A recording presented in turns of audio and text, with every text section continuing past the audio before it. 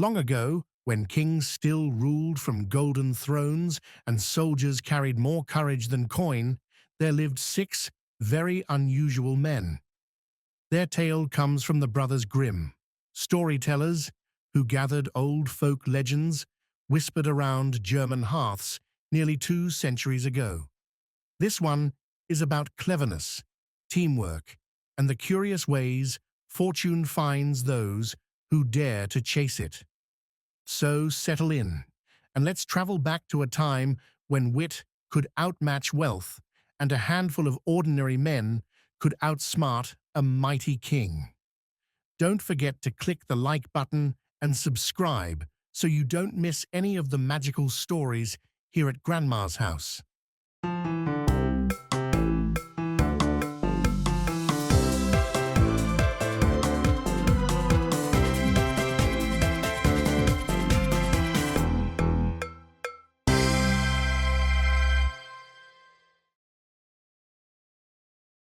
There was once a man who understood all kinds of arts. He served in war and behaved well and bravely, but when the war was over, he received his dismissal and 3 farthings for his expenses on the way.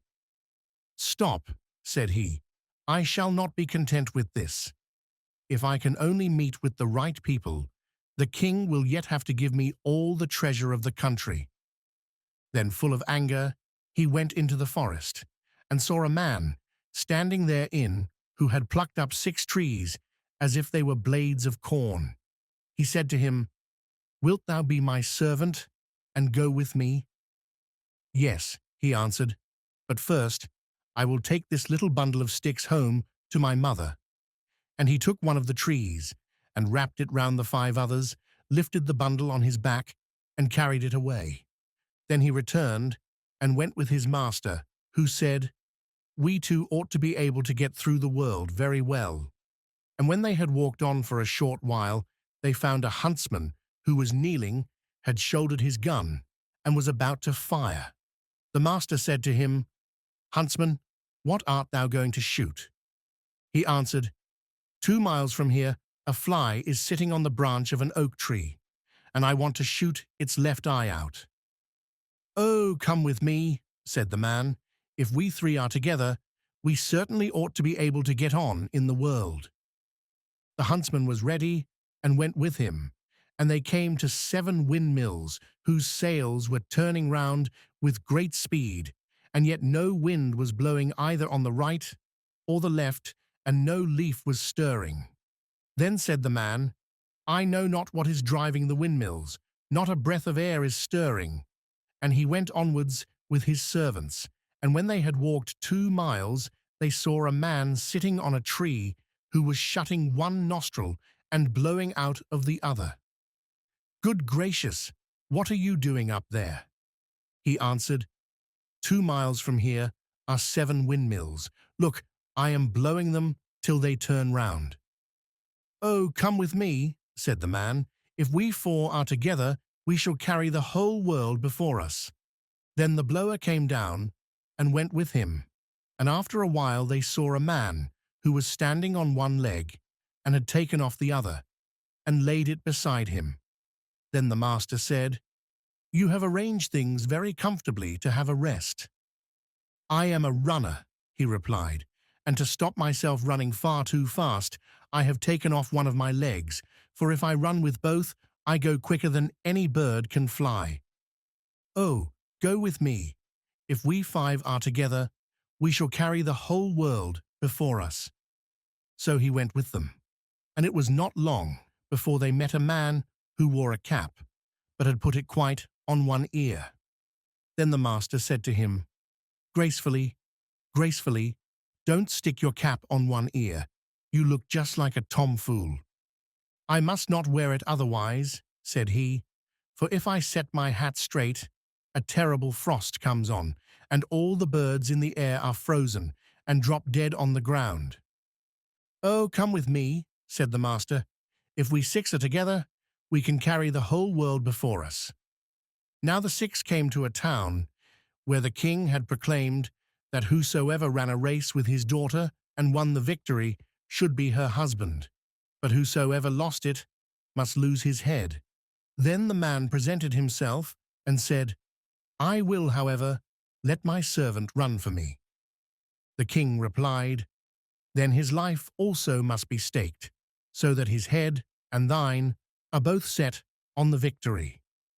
When that was settled and made secure, the man buckled the other leg on the runner and said to him, Now be nimble and help us to win. It was fixed that the one who was first to bring some water from a far distant well was to be the victor. The runner received a pitcher, and the king's daughter one too, and they began to run at the same time. But in an instant, when the king's daughter had got a very little way, the people who were looking on could see no more of the runner, and it was just as if the wind had whistled by. In a short time he reached the well, filled his pitcher with water, and turned back. Halfway home, however, he was overcome with fatigue, and set his pitcher down, lay down himself, and fell asleep. He had, however, made a pillow of a horse's skull, which was lying on the ground, in order that he might lie uncomfortably, and soon wake up again. In the meantime, the king's daughter, who could also run very well, quite as well as any ordinary mortal can, had reached the well, and was hurrying back with her pitcher full of water. And when she saw the runner lying there asleep, she was glad and said, My enemy is delivered over into my hands, emptied his pitcher, and ran on. And now all would have been lost, if by good luck the huntsman had not been standing at the top of the castle and had not seen everything with his sharp eyes. Then said he, The king's daughter shall still not prevail against us. And he loaded his gun, and shot so cleverly that he shot the horse's skull away from under the runner's head without hurting him. Then the runner awoke, leapt up, and saw that his pitcher was empty, and that the king's daughter was already far in advance. He did not lose heart, however, but ran back to the well with his pitcher, again drew some water, and was at home again 10 minutes before the king's daughter. Behold, said he, I have not bestirred myself till now. It did not deserve to be called running before.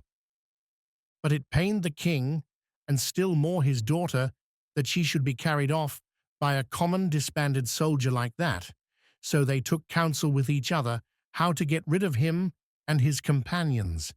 Then said the king to her, I have thought of a way. Don't be afraid.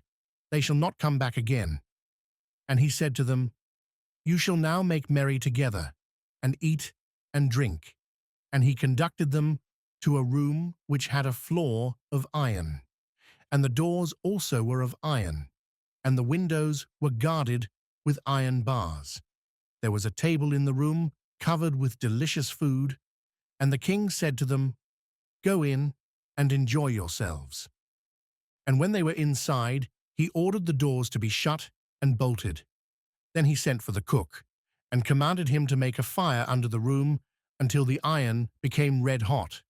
This the cook did, and the 6 who were sitting at table began to feel quite warm, and they thought the heat was caused by the food. But as it became still greater, and they wanted to get out, and found that the doors and windows were bolted, they became aware that the king must have an evil intention, and wanted to suffocate them. He shall not succeed, however, said the one with the cap. I will cause a frost to come, before which the fire shall be ashamed and creep away. Then he put his cap on straight, and immediately there came such a frost that all heat disappeared, and the food on the dishes began to freeze. When an hour or 2 had passed by, and the king believed that they had perished in the heat, he had the doors opened to behold them himself. But when the doors were opened, all 6 were standing there, alive and well, and said that they should very much like to get out to warm themselves, for the very food was fast frozen to the dishes with the cold. Then, full of anger, the king went down to the cook, scolded him, and asked why he had not done what he had been ordered to do. But the cook replied, There is heat enough there, Just look yourself." Then the king saw that a fierce fire was burning under the iron room, and perceived that there was no getting the better of the six in this way. Again the king considered how to get rid of his unpleasant guests, and caused their chief to be brought, and said, "If thou wilt take gold and renounce my daughter, thou shalt have as much as thou wilt." "Oh yes, Lord King," he answered, "give me as much as my servant can carry, and I will not ask for your daughter."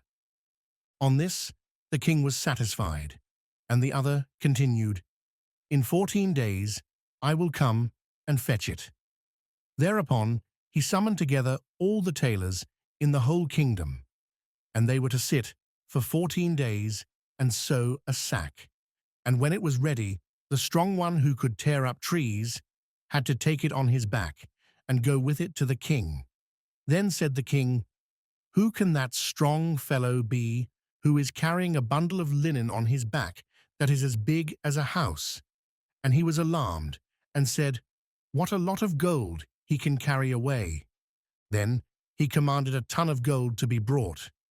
It took 16 of his strongest men to carry it, but the strong one snatched it up in one hand, put it in his sack, and said, "Why don't you bring more at the same time? That hardly covers the bottom." Then, little by little, the king caused all his treasure to be brought thither, and the strong one pushed it into the sack, and still the sack was not half full with it. "Bring more," cried he. "These few crumbs don't fill it." Then 7,000 carts with gold had to be gathered together in the whole kingdom, and the strong one thrust them and the oxen, harnessed to them, into his sack. "I will examine it no longer," said he, "but will just take what comes, so long as the sack is but full." When all that was inside, there was still room for a great deal more. Then he said, "I will just make an end of the thing. People do sometimes tie up a sack even when it is not full." So he took it on his back and went away with his comrades. When the king now saw how one single man was carrying away the entire wealth of the country, he became enraged, and bade his horsemen mount and pursue the six, and ordered them to take the sack away from the strong one. 2 regiments speedily overtook the six, and called out, "You are prisoners, put down the sack with the gold, or you will all be cut to pieces." "What say you," cried the blower, "that we are prisoners? Rather than that should happen, all of you shall dance about in the air." And he closed one nostril, and with the other blew on the 2 regiments. Then they were driven away from each other, and carried into the blue sky over all the mountains, one here, the other there. One sergeant cried for mercy. He had 9 wounds, and was a brave fellow who did not deserve ill treatment. The blower stopped a little, so that he came down without injury, and then the blower said to him, "Now go home to thy king, and tell him he had better send some more horsemen, and I will blow them all into the air." When the king was informed of this, he said, "Let the rascals go. They have the best of it." Then the 6 conveyed the riches home, divided it amongst them, and lived in content until their death. And so, with a bit of courage, a dash of cleverness, and the strength of friendship, those 6 remarkable men proved that even the smallest band can outwit the mightiest of kings. The Brothers Grimm loved stories like this, tales that remind us how teamwork and ingenuity can turn the tide of fortune. If you enjoyed this journey into an old-world adventure, don't forget to leave a like and share it with someone who loves a good story. Make sure to come back for more stories here at Grandma's House.